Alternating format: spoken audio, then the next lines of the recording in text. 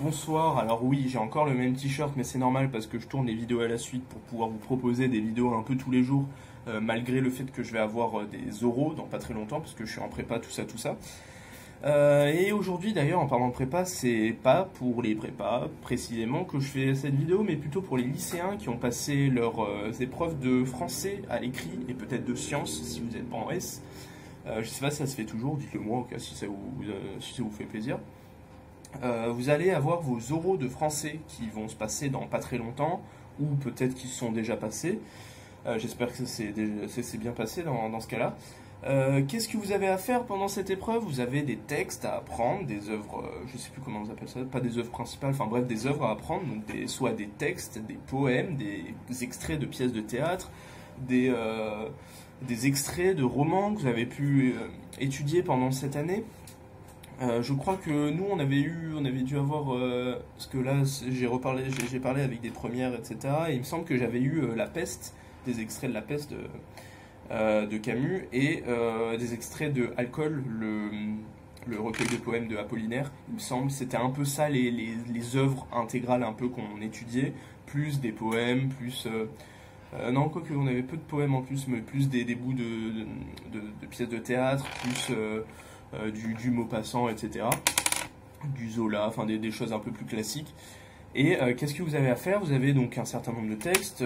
En principe, il me semble que peut-être pour les S, c'est une dizaine, voire une toute petite vingtaine. Et peut-être pour les L, c'est plus une grosse vingtaine. C'est long, ça prend du temps peut-être. Mais personnellement, je trouvais ça pas trop les liaisons, c'est mieux, pas trop inintéressant. Parce que personnellement j'aimais bien un peu tout ce qui est français, etc. Les langues j'aimais bien, malgré le fait que je sois en S, mais c'est pas forcément incompatible. Surtout que vous avez passé déjà l'épreuve écrite qui, je pense, est là où il y a où il y a une plus grosse part d'aléatoire, puisque vous pouvez très bien tomber sur un sujet un peu qui vous intéresse pas, où vous n'avez pas l'inspi, vous n'arrivez pas à comprendre le texte, que là, vous avez un certain nombre de textes, vous savez sur quoi vous allez tomber, vous avez des œuvres complémentaires, on ne sait pas trop à quoi ça sert, mais ça peut toujours être utile de les voir, parce que je pense que ça peut permettre de répondre aux questions que votre jury peut vous poser, ou même de faire des liens entre les œuvres. Je crois que c'est à peu près ça l'utilité, mais je n'en suis pas encore très sûr. Voilà, vous avez une vingtaine de textes, vous les apprenez, mais apprenez pas forcément l'énoncé du texte, mais les analyses que vous avez faites au cours de l'année. Normalement, vous avez fait tout ça. Pendant l'année, c'est les textes que vous avez fait pendant l'année. Vous connaissez le plan, avec chacune des sous-parties, avec chacun des exemples que vous avez dans le texte, etc. Et ce que j'aimais bien, c'était le fait que, en fait, on a tout devant soi, on a le texte devant soi. On a tous les éléments, et en fait en reprenant, la plupart du temps c'était souvent des éléments stylistiques, dont des métaphores, des allitérations, enfin des sonorités pour souvent tout ce qui est poème ou prose, et puis ouais, des choses sur le sens, des champs lexicaux, des métonymies, tout plein de figures de style qui sont plutôt sympas. Enfin personnellement c'était vraiment un truc que j'aimais beaucoup. Donc avec une simple, entre guillemets, recherche stylistique, on peut avoir pas mal d'éléments, pas mal d'exemples, et avec ça on peut recréer un plan qu'on se rappelle un minimum qu'on a eu en classe. Alors, j'ai pas spécialement de méthode à vous communiquer, parce qu'il me semble que juste je l'avais fait de façon bête et méchante. Je crois que j'avais dû aller un petit peu vite, parce que j'avais pas non plus énormément de temps, mais j'avais quand même pris le temps de les faire, parce que c'est un truc qui me plaisait bien. Bon, certes, j'avais plus passé de temps, plus retenu avec détail les textes qui m'inspiraient le plus, que je préférais, et aussi les poèmes, parce que j'aimais et j'aime toujours beaucoup les poèmes. Je trouvais ça vraiment facile en fait, les poèmes, donc dans le cadre de l'épreuve de l'oral de français, parce que dans un poème, la plupart des choses qu'on interprète, c'est vraiment toutes les sonorités, toutes les choses vraiment purement stylistiques qui sont en rapport avec la langue. C'est-à-dire que vous avez par exemple une allitération en T, vous allez dire que c'est le clapotis des vagues ou je sais pas quoi. Vous avez une allitération en S, c'est le sifflement du vent, c'est plein de choses comme ça, des choses plus ou moins perchées forcément. Parce que quand vous avez un mimétisme la forme, dans les sons, comment on appelle ça, dans les phrases, dans les vers, vous avez un mimétisme du sens. Certes, c'est quand même quelque chose de fort, mais ça, c'est pas non plus le truc qui saute aux yeux d'une personne lambda ou quelqu'un qui découvre le texte. surtout si on lit pas à voix haute, on n'entend pas forcément le sifflement des feuilles alors qu'on parle de vent, qu'on parle de le temps qui passe, de la vie qui s'en va, qui périt, etc. Mais c'est un truc qui au final est très intéressant, bon des fois qui est voulu ou pas par l'auteur, je pense qu'il y a quand même pas mal de choses qui sont pas forcément voulues par le poète, mais c'est quand même des choses intéressantes. Et au final, on s'en rappelle. C'est des choses plus ou moins perchées, et des fois, plus c'est perché, plus on s'en rappelle. Des champs lexicaux, des graduations, quand, je sais pas, on dit je me balade, je marche, je trottine, je cours, je m'en vais, enfin, je sais pas, enfin, des trucs comme ça. Et ça, souvent, ça retient l'attention et ça a du sens. Ou alors, on lui attribue un sens, si ça en a pas déjà de base. Donc voilà, c'est... moi, j'aimais vraiment beaucoup d'ailleurs, je suis pas tombé sur un poème, je suis tombé sur Germinal, je crois, un extrait de Germinal. Je vous l'ai déjà dit, il me semble, quand il y a les manifestants, donc la population qui défile, qui manifeste dans la mine, et qu'il y a les hauts responsables qui observent la scène du dessus, et tout plein de trucs comme ça. Il y avait vraiment beaucoup de descriptions de la foule, et c'était le texte sur lequel je voulais tomber, parce qu'il y avait vraiment énormément de choses. Quand je l'avais fait avant de passer, même en passant, j'avais tous mes stabilos, etc.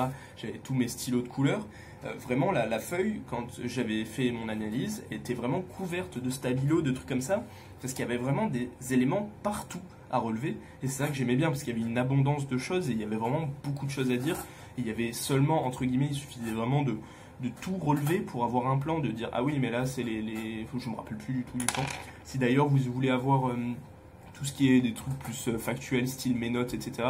N'hésitez pas à aller voir ma vidéo sur mon bac, où je dis au début les notes de première, les épreuves anticipées, donc telles que le français.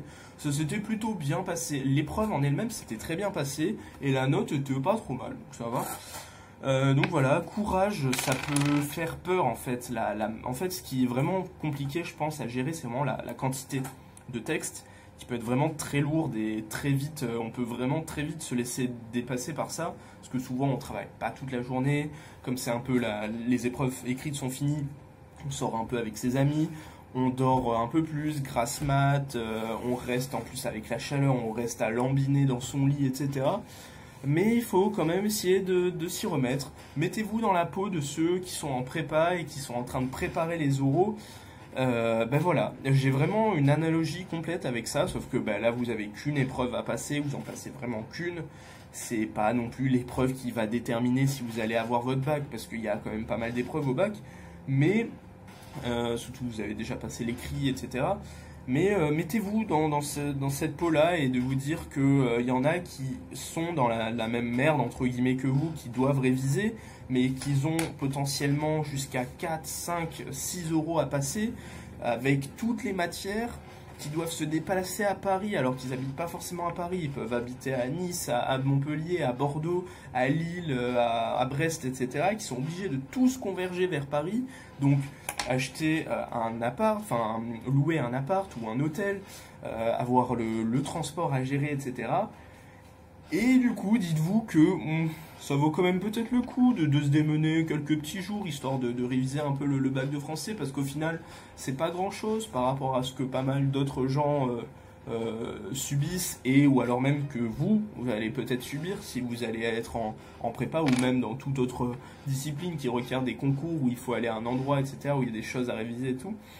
Donc voilà, en résumé, oui, reposez-vous certes, parce que c'est sympa, profitez-en, profitez du calme que vous avez allez profiter aussi des vacances avant même le bac, qui est quand même une étape un petit peu au-dessus que par rapport au bac de français. Donc reposez-vous, travaillez, mettez-vous quand même au travail, et relativisez, ce qui peut-être du coup vous motivera un peu plus à vous y mettre, en vous disant ah ouais, mais c'est quand même... Il y a quand même bien pire, allez, je m'y mets un petit peu, on peut y aller, on peut le faire, c'est entre guillemets que du français, il faut lire des textes, il faut s'en rappeler, allez, on y va et on va tout défoncer aux euros. Voilà, parce que vous serez seul à parler en face de la personne, sauf pour l'entretien devant le jury. Vous serez vraiment à parler, et ce sera que vous qui parlerez, donc vous pourrez dire ce que vous voulez, donc vous pouvez tout déballer, vraiment, la personne ne sera pas là pour vous dire hey, stop, ça c'est de la merde, parler d'autre chose. Donc voilà, relativisez. Appréciez le moment, voilà, positivez-vous, voilà, c'est peut-être le message de la vidéo. Allez, profitez bien, bon courage, et passez de bonnes vacances quand vous aurez fini. Allez, ciao.